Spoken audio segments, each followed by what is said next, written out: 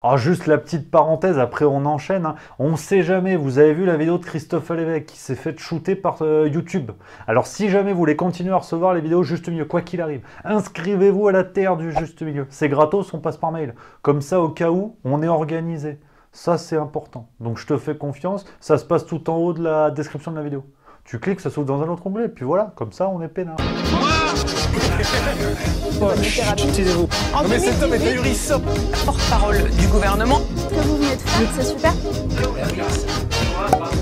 Tout est parti d'un article du Canard enchaîné. Regardez, je l'ai pris avec moi. Et l'article, il est, je vais vous le montrer tout de suite, il est là. L'écotaxe revient en camion. Qu'est-ce que c'est que cette histoire? The Unchained Canard. The Unchained Canard, qu'est-ce qui se passe? Cette révélation du retour de l'écotaxe. Ah, je vous pose la question.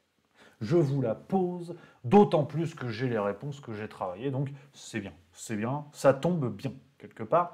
Et l'écotaxe, vous vous rappelez, les copains, vous vous en rappelez, j'imagine, c'est ce qui avait déclenché la crise des bonnets rouges. The Red Bonnets, en Bretagne, hein, je salue tous les amis bretons, évidemment. Qu'est-ce qui s'était passé? What happened? What happened to do? Hein, qu'est-ce qui s'était passé? On va remonter le temps. On va remonter le temps, je vais tout vous expliquer. Hein, ce scandale, vraiment, je pèse mes mots. Et je pèse Momo également, Mohamed Awas, le rugbyman, parce qu'il est costaud. On peut parler du rugby également, j'étais comme un fouillard, c'est pas le débat. Remontons le temps ensemble. Tout commence en 2013. Ségolène Royal. Je peux arrêter ma phrase ici, vous avez compris qu'on va rigoler. Donc, Ségolène Royal met en place une mesure, la mesure de l'écotaxe, imaginée au moment du Grenelle de l'environnement en 2007. Et on l'avait oublié. Et tout ce qui s'est passé, on avait oublié.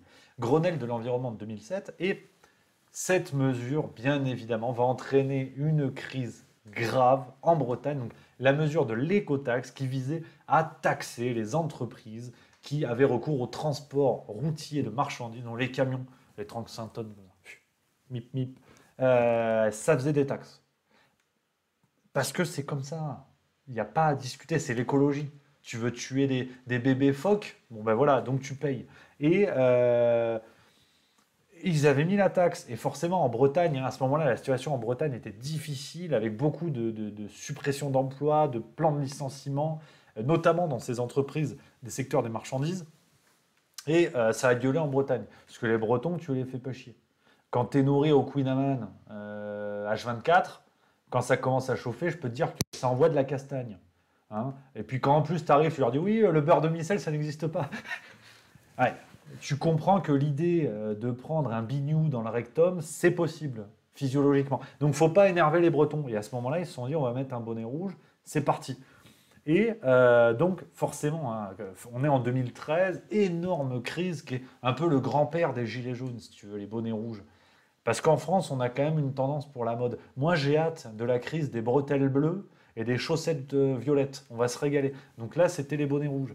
Et donc, forcément, devant la crise que ça entraîne, la mesure est supprimée en 2014. Mais si je t'en parle, c'est qu'il y a embrouille. T'inquiète pas. Donc, précisément, quel est le principe de cette écotaxe? Une écotaxe kilométrique sur les poids lourds français et étrangers hors autoroute afin de lutter contre les gaz à effet de serre. Voilà. Hein.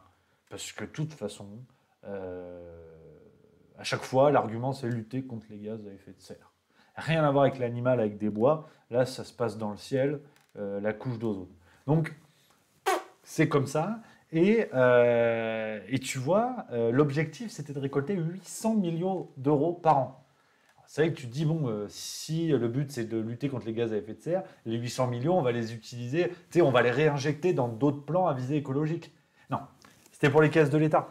Parce que l'écologie, en vérité, c'est un argument, hein, généralement. Et donc, 800 millions d'euros par an. Et donc, comment ça fonctionnait hein, précisément? Là encore, je vais un petit peu dans les détails, vous allez comprendre. Pour collecter l'écotaxe, le gouvernement Fillon a élaboré un partenariat avec un partenaire privé. Oui, parce qu'il y a eu le projet, puis il y a eu la réalisation. Et autant on a beaucoup parlé de la crise des Gilets jaunes, Autant on n'a pas beaucoup parlé de l'embrouille qu'il y a eu et du scandale qu'il y avait déjà à l'époque sur la mise en place de cette écotaxe. Parce que tu te rappelles, il y avait les grands portiques au-dessus des routes. Fallait les fabriquer. Hein. C'est pas Ségolène Royal qui allait. Donc, fallait les fabriquer. Et qu'est-ce qui s'est passé à ce moment-là? Tout ça, je le sors d'un article de France Info que je vous mettrai également en source. Très intéressant, regardez. C'est précisément... Voilà, j'ai mis une photo de bonnet rouge. Parce que peut-être qu'on a des daltoniens dans l'équipe. Et que voilà, ça c'est bonnet rouge. Au fond, vous voyez un portique. Regardez, c'est ça les portiques dont je vous parle. Et voilà, cet article de France Info qui remonte toute l'affaire, très intéressant. Je vous le partage. Donc, qu'est-ce qui s'est passé? Donc, le gouvernement a élaboré un partenariat. Le choix s'est arrêté sur le groupe italien Autostrade. J'ai pas l'accent italien. Autostrade. Et c'est pas mal. Je suis à 2 doigts de bosser dans une pizzeria. Et donc, derrière ce groupe italien Autostrade, on trouve la puissante famille Benetton. Ça, c'est pour l'info. Et tu vois, bon, tu creuses un peu. Et Autostrade s'est allié dans la dernière ligne droite à plusieurs entreprises françaises comme Thales, la SNCF et SFR. On ne sait pas pourquoi c'est comme ça. Et le consortium choisi a été baptisé Ecomove. C'était le groupe qui était censé fabriquer les portiques. Il devait collecter l'écotaxe pour le compte de l'État, en plus, hein, et se rémunérer en récupérant environ 20% des recettes de la taxe. Ouais. Donc déjà, on a un État, si tu veux, qui dit bon, on a les caisses vides, mais on va filer du pognon à des entreprises italiennes de surcroît, ça fait toujours plaisir. Et tu creuses, et toujours dans cet article de France Info, on apprend que Marc Richer, l'avocat de la société d'autoroute Sanef, a découvert qu'un cabinet qui travaillait pour Autostrade conseillait également le gouvernement français dans la mise en place du dispositif de l'écotaxe. Là, j'ai pas de blague. Là, c'est silence. C'est silence et c'est comme ça. Parce que c'est la vie. C'est pas toi qui décides. Et pour donc l'avocat, Marc Richer, il y a conflit d'intérêts. Je pense qu'on peut doucement en parler. Parce que le groupement retenu avait pour conseil technique un consultant qui travaillait déjà pour l'État. Donc il était jugé parti, comme on dit. Et pourtant, ça s'est fait quand même. C'est tout. C'est pas grave. C'est pas grave. Et en 2013, Ségolène Royal, moi je l'adore. C'est ma préférée. Elle fait partie de mes préférées. Ségolène Royal affirme que cette annulation du contrat avec Ecomove, parce que forcément, hein, quand tout le monde a commencé à soulever l'entourloupe, au gouvernement, tu sais, très vite, ils réagissent un peu tard. Ils tentent le coup, tu sais. Et quand ça mord, tu retires l'hameçon. Comme ça, il ne faudrait quand même pas pêcher les poissons. Et Ségolène Royal, donc ils ont annulé le contrat avec Ecomove, parce que ça commençait à renifler. Et Ségolène Royal, elle a dit non, mais le but, c'était de faire des économies. Ah bah, il y a eu des économies. Hein. La Cour des comptes a fait un rapport. C'est les mecs qui ont des calculatrices, ils comptent. Et ils ont dit que les intérêts de l'État n'étaient pas protégés. Ils n'ont pas été protégés, non.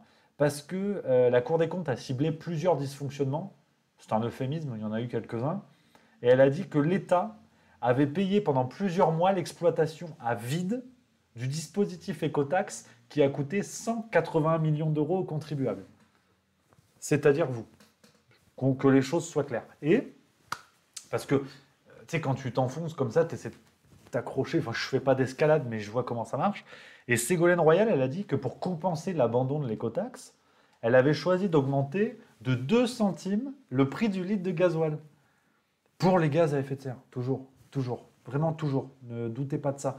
Ouais, c'est pour ça que je te parle du lien bonnet rouge, gilet jaune. Parce qu'il y a clairement un lien.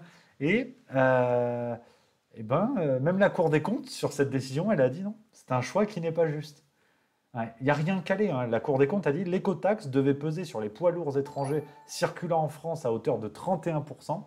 La compensation de son abandon par un relèvement de la taxe par le diesel ramène cette contribution à 2% et fait donc supporter cet abandon par les poids lourds français et les automobilistes à hauteur de 98%. Ouais, c'est possible, c'est comme ça. On ne te demande pas ton avis. Et tout ça par un gouvernement de gauche. Oui, je te dis que oui, c'est possible.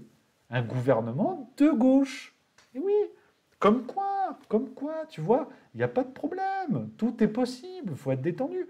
Et tu vois, normalement, après un tel scandale, attends, il y a un truc qui fait du bruit à l'écran, excusez-moi. Je sais pas ce que c'est. Il y a des gens qui s'abonnent, ça me fait des bips, c'est pour ça. Ah bah, ça fait plaisir. Merci à tous. Normalement, dans ce genre d'affaires, c'est vrai que là c'est chiant. Si ça fait bip à chaque fois, regardez, je vais peut-être couper le son. Je sais pas comment on fait. Vous le savez, regarde. Ah, c'est bon. Voilà, ça va s'afficher, j'ai coupé. Excusez-moi, c'est la technique. Oh, ça fait encore du bruit. C'est pas vrai, ça. 20 ans que je fais des vidéos, j'ai jamais vu ça. Ah, vous me dites si c'est chiant, peut-être que vous l'entendez même pas, je sais pas. On reprend. Oh, c'est pas vrai. Oh, je vais le supprimer. Ça y est, il m'a énervé, lui. Regardez. Excusez-moi. Voilà, pam, terminé. On sera plus emmerdé. Excusez-moi. Dans ce genre d'affaires, normalement, ça s'arrête là. Tu sais, c'est bon. Hein, tu as pris les gens pour des chorizo. Ça s'arrête là, tu vois. C'est bon. On va pas aller plus loin.